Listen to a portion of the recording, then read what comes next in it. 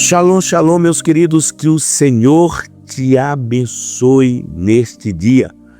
Que o Espírito Santo continue te levando a entender e a receber mais uma palavra de Deus. Hoje, amados, o nosso tema é um tema muito importante, requer a sua atenção para que você entenda sobre a autoridade. Então, o nosso tema é autoridade espiritual. Ainda continuamos com o assunto as raízes das prisões da alma.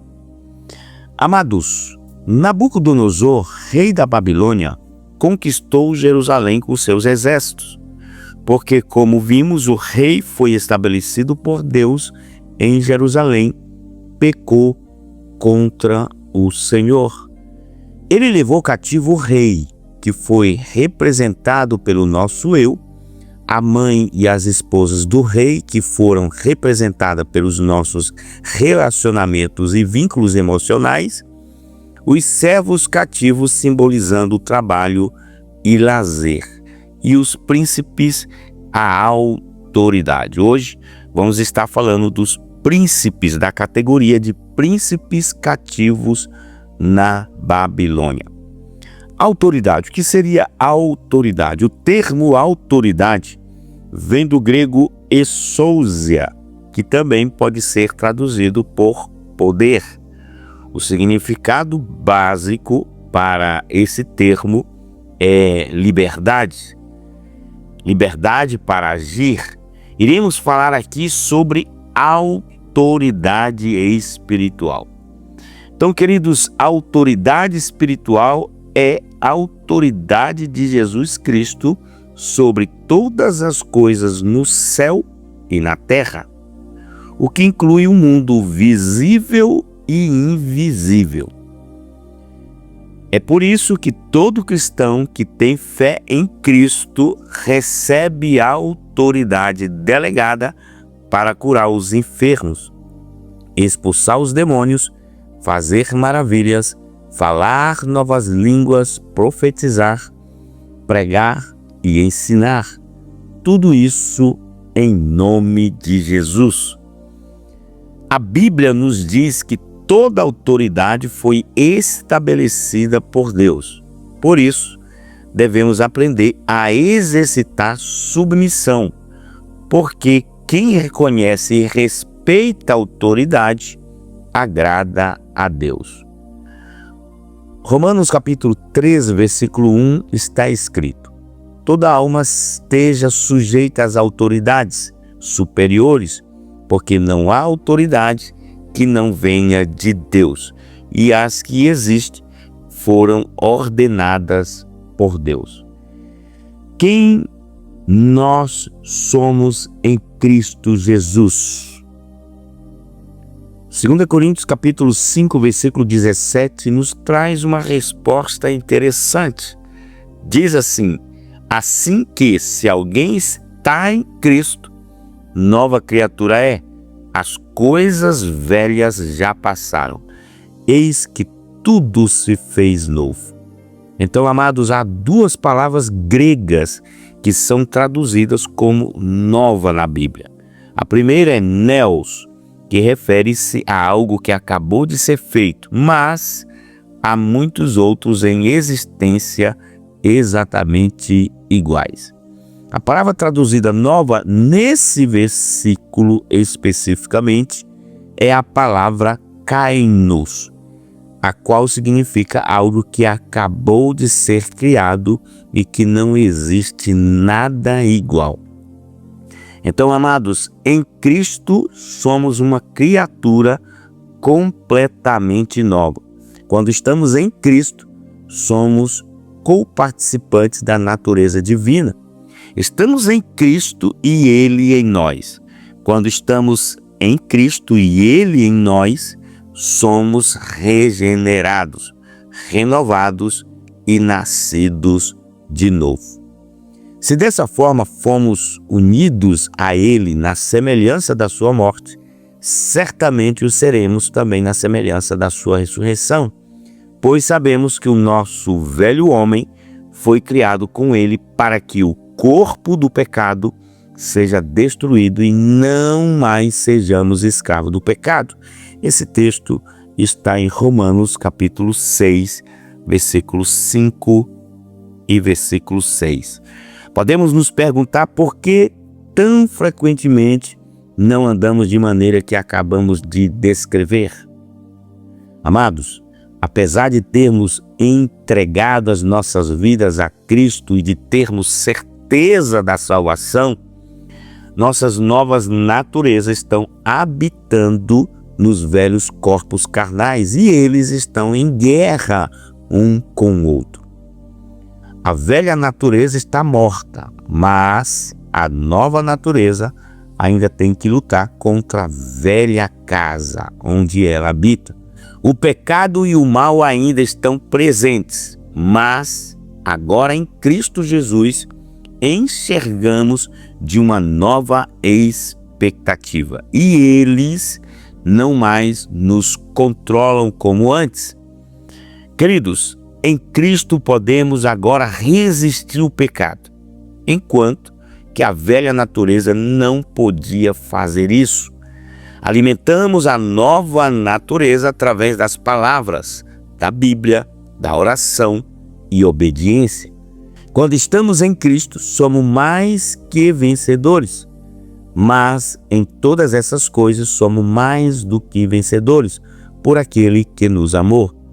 Romanos capítulo 8, versículo 37. Então, queridos, em Cristo somos amados, perdoados e temos a salvação. Em Cristo somos adotados, justificados, redimidos, reconciliados e escolhidos. Romanos 8,17 está escrito: se somos filhos, então somos herdeiros, herdeiros de Deus e co-herdeiros com Cristo, se de fato participamos dos seus sofrimentos, para que também participemos da sua glória. Então, quando a nossa autoridade é levada cativa, quando o rei da Babilônia e seu exército conseguem cegar nosso entendimento espiritual, colocando inverdades na nossa mente e passamos a ver como verdades, fazendo que o pecado já não seja mais pecado, ou quando ele consegue arrancar de nós a unidade do corpo de Cristo. E aqui eu trago uma reflexão para nós. Você reconhece quem você é em Cristo Jesus?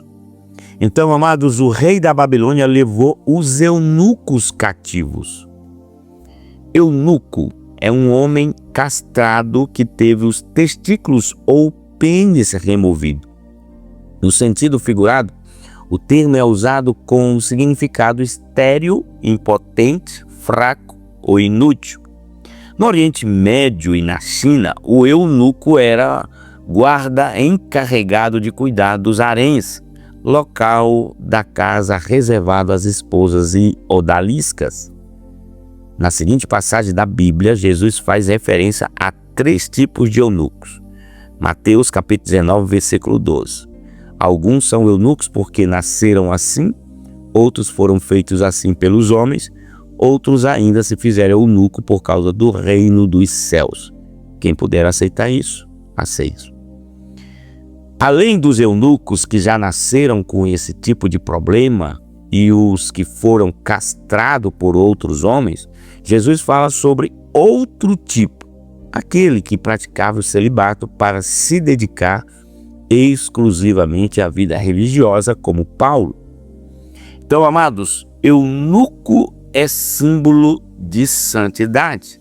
A palavra santidade, no seu contexto original hebraico, é Kodesh ou Gadash, que significa separação, consagração, preparação, ser consagrado, ser santo ou ser colocado à parte. No grego há também um profundo significado da palavra santidade, e é expresso quando Paulo instruiu o povo de Corinto a viver um aperfeiçoamento na santificação e no temor de Deus. A palavra santidade nesse texto é agiosune, que é pureza moral por meio de um processo contínuo de santificação. Disse o Senhor a Moisés, Levítico capítulo 19, versículo 12. Vamos então entender esse texto de Levítico. Fala a toda a congregação dos filhos de Israel e dizes: santos serão, porque eu, Senhor, vosso Deus, sou santo. Então, amados, é o único estatuto que Deus nos deu do seu caráter. A palavra que se destaca aqui é santo. Cade quer dizer cortar ou separar partes. Kadash, santificar ou consagrar. Kodesh, santidade. E Kadosh, aquele que é santo ou separado. Quando entramos na santidade de Deus e ficamos separados para Ele, somos então honrados. A santidade é um processo contínuo de renúncia aos nossos desejos carnais. Então, amados, eu tenho uma reflexão para nós. Como está o seu processo de santificação? Então vamos entender outro ponto importante. O rei da Babilônia levou os soldados para o cativeiro. Soldados aqui é símbolo de força, estratégia, proteção, segurança e conquistas. O rei da Babilônia, ele sabe que se conseguir levar para o cativeiro todas as nossas forças, ficaremos completamente vulneráveis. O psicólogo Miguel Lucas, preparador mental de atletas e equipes esportivas, diz o seguinte, abre aspas, aprender a gerir as emoções é uma competência que muito nos capacitará, fecha aspas. Então a pessoa emocionalmente forte pode lidar eficazmente e funcionalmente melhor com desafios exigentes. Não quer dizer que não sofram ou que não sintam o impacto avassalador dos acontecimentos. Todavia, sua capacidade em manter o equilíbrio emocional permite que se mantenham funcionando adaptados e adequadamente na vida. Meus queridos, apesar das pressões às vezes serem esmagadoras, uma pessoa mesmo sendo emocionalmente forte poderá ficar abalada. Mas, por ela ser resistente, conseguirá aplicar estratégias de autocontrole. A pessoa emocionalmente forte não poupará esforços para encontrar soluções para as dificuldades que surjam, mantendo-se focada para recuperar seu equilíbrio emocional. Numa primeira fase, também ficará abalada quando confrontada com as pressões e os desafios da vida, mas, por não ser resistente por vezes, cederá e perderá o foco no caminho da solução. Para isso, é preciso ter alguns cuidados, como definir os limites emocionais, livrar-se da bagagem emocional que o tem travado, não se fundir aos acontecimentos traumáticos do passado, conhecer a sua verdade, e isso vai ajudar bastante. A construção da força emocional exige uma combinação de autocontrole, disciplina, ânimo, determinação, coragem e confiança para aprender a lidar com as emoções e fortalecê-las. Agora eu quero falar para você de alguns componentes importantes para adquirir a força emocional. Vamos entender. Condicionamento mental é importante, reflexão, atividade física, expresse as suas emoções para pessoas de confiança, aprenda a apreciar o que você tem, deixe de se concentrar em demasia no que você não tem, abra sua mente para novas informações, tenha preocupação com pessoas tóxicas, perdoe sempre que for necessário. Vicente Van Gogh diz o seguinte: não vamos esquecer que as emoções são as grandes capitãs de nossas vidas. Nós as obedecemos sem a percebermos. Tem uma outra frase importante que eu gostaria de compartilhar com vocês, de Anthony Robbins, que diz assim: assuma o controle das suas emoções, mais conscientes e inconscientes, e comece deliberadamente a remodelar a sua experiência diária de vida. Bem, amados, o rei da Babilônia leva os artífices e ferreiros para o cativeiro. Um artífice é um operário especializado num determinado ramo de atividade que realiza trabalhos manuais. O termo artífice é frequentemente usado como sinônimo de artesão ou artista. O ferreiro é uma pessoa que cria objetos de ferro ou aço, forjando o metal, ou seja, através da utilização de ferramentas como fole, bigorna e martelo.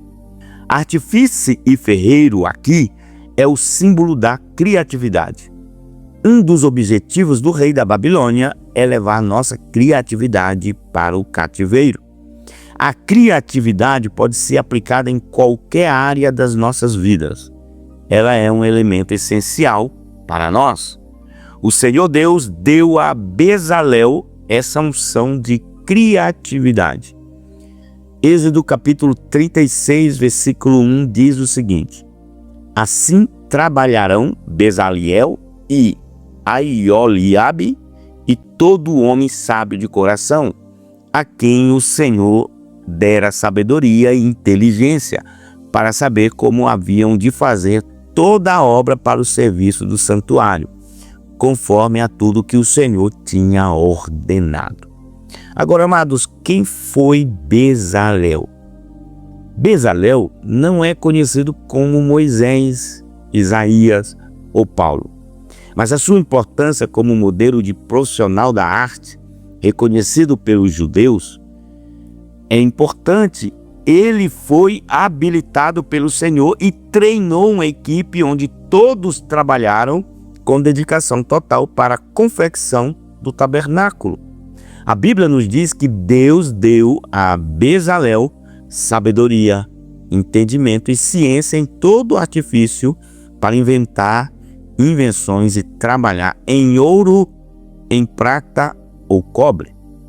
Além disso, Deus colocou um ajudante do seu lado, Aholiabe, que significa a tenda do Pai, ou Deus é meu Pai.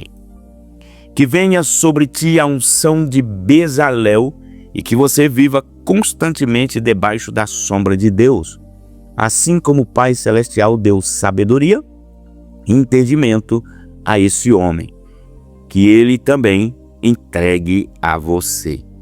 Não permita que o rei da Babilônia leve cativa a sua sabedoria, entendimento e criatividade. Lute, não entregue o que Deus te deu. Você veio a essa terra para fazer a diferença. Se até aqui Nabucodonosor levou muitas coisas cativas suas, dê um basta hoje. Essa leva de pessoas que foram para o cativeiro da Babilônia trouxe muita dor, porém, isso não foi o suficiente. O rei da Babilônia estabeleceu rei em lugar de Joaquim, seu tio Metanias, e lhe mudou o nome para Zedequias. A Babilônia invadiu Israel novamente e esperou encontrar uma brecha no muro e atacaram Jerusalém. Degolaram os filhos do rei diante de seus olhos, e o nosso inimigo sempre está atento esperando uma legalidade, uma quebra de princípios para estabelecer uma raiz de iniquidade.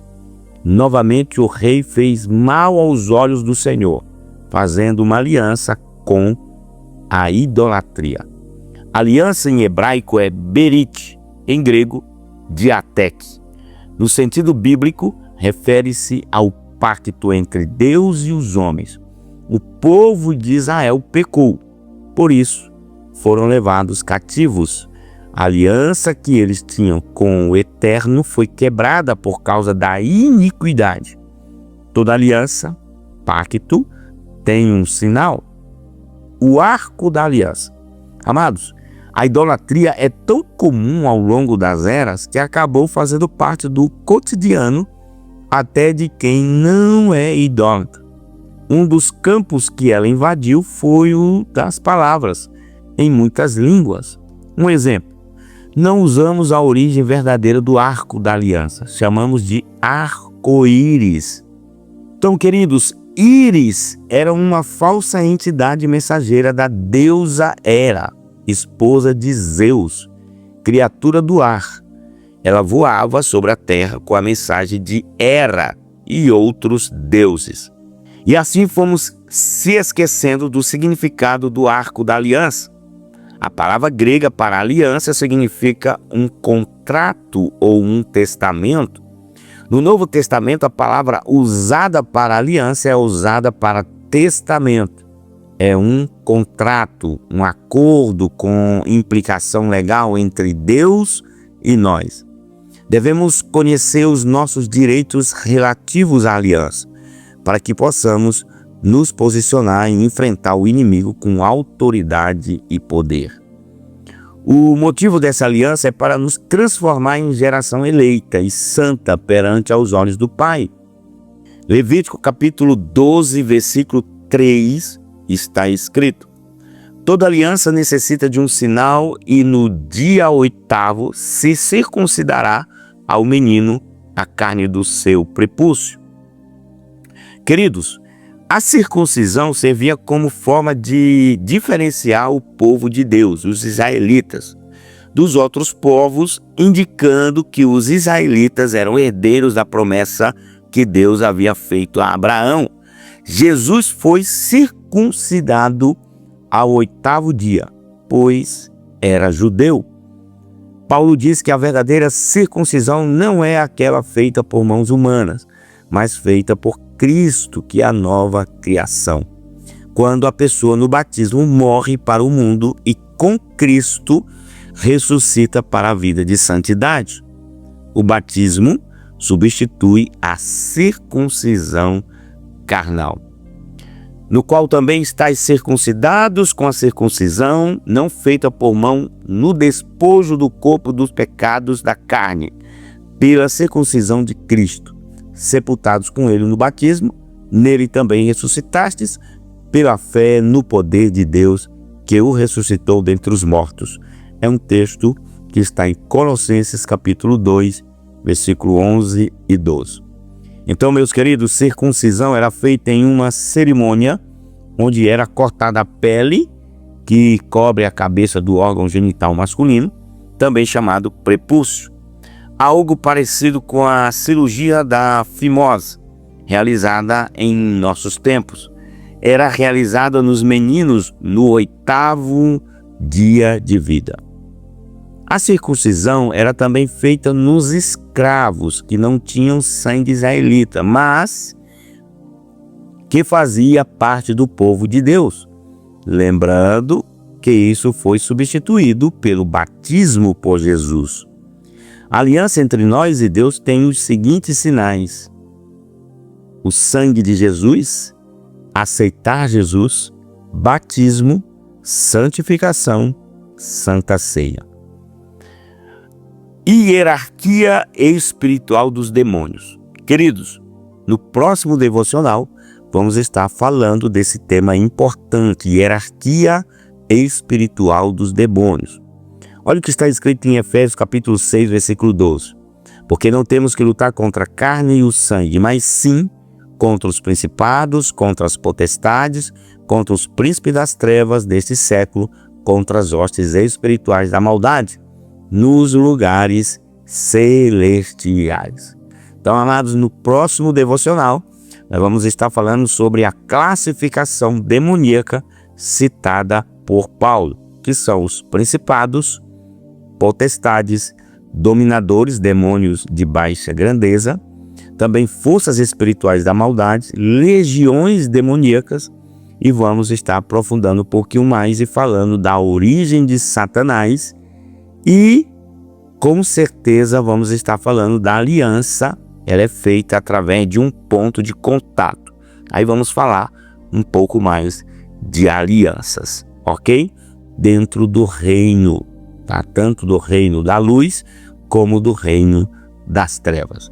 Então, meus queridos, que o Senhor abençoe a sua vida. Eu vou ficando por aqui com o nosso devocional e na próxima semana, você já sabe, vamos estar falando sobre hierarquia demoníaca. Se você ainda não é inscrito no nosso canal, clique no botão se inscrever e após clicar no botão de se inscrever, você vai ativar o sininho para que você receba notificações todas as vezes que nós lançarmos aqui algo no YouTube.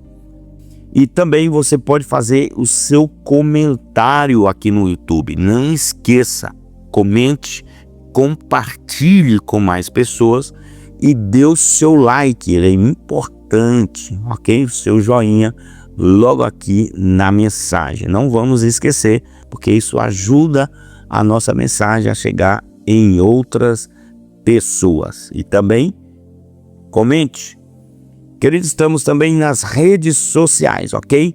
No Facebook é só colocar @Ministério Pleno e no TikTok é só colocar Ministério Pleno e o número 10, ok? Então, queridos, próximo devocional, classificação demoníaca citada por Paulo. Vai ser poderoso, vamos aprender muito com essa palavra, ok? Então, amados, um cheiro no coração. Até o nosso próximo devocional. Mas há uma atmosfera tão gloriosa. Se dependesse só de mim, eu largaria o microfone e me lançaria no chão. Com os anjos, com o rosto em terra. Há uma glória tão densa, há uma presença palpável aqui. Oh, te adoramos, te adoramos. Vamos cantar juntos, em uma só voz. Ele nos ouve, Ele nos contempla, Ele recebe a nossa adoração.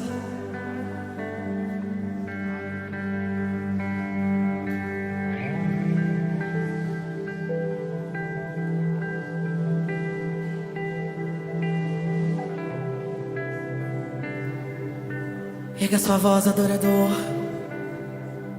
Lutamos com armas de fé e nada irá resistir enquanto adoramos.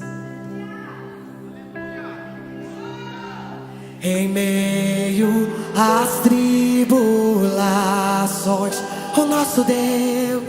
o nosso Deus é vencedor.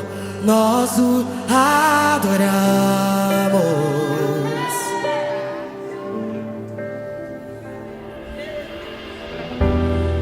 Vitorioso és, na tempestade estás. O seu nome infalível.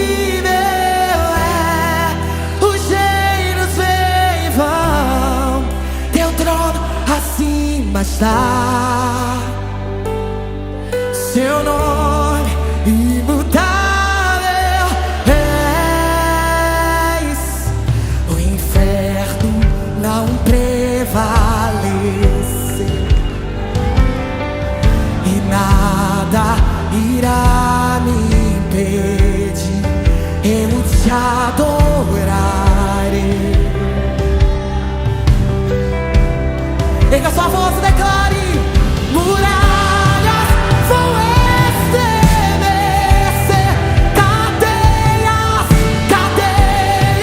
irão se romper enquanto adoramos.